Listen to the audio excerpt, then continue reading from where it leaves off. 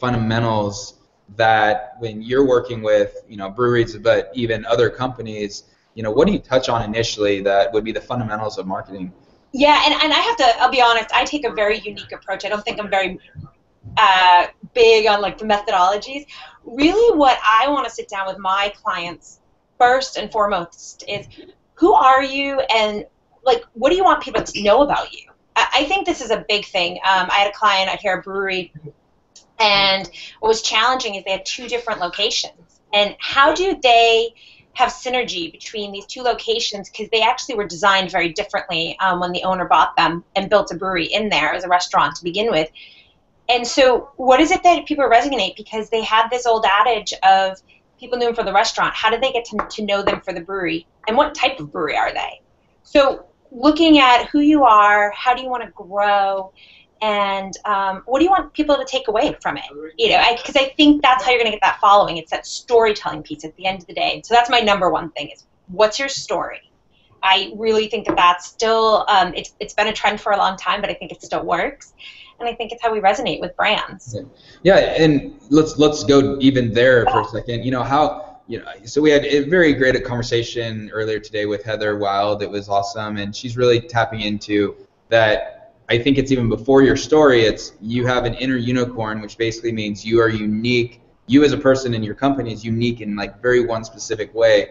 And the challenge is to find it, right? And so once you find it, I think now there's a story that needs to be created around that. And how would you take someone through breaking apart and then identifying the story that their company has and their brand has?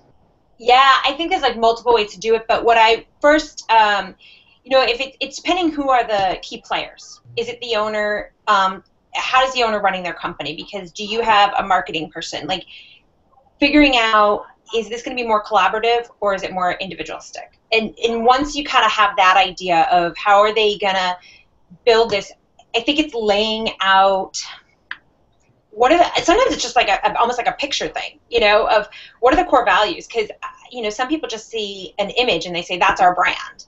Well, that's not a whole brand plan, but it's something that you resonate with, like I'm looking at where you are, like, the bricks in the background. I think rustic. I have these associations that come up with, old-timey, maybe even, dungeon-like kind of thing. But that, each person, we're visual people in this society. We're always on the internet. And what is that story that's telling just from the imagery alone is one step and one component of it.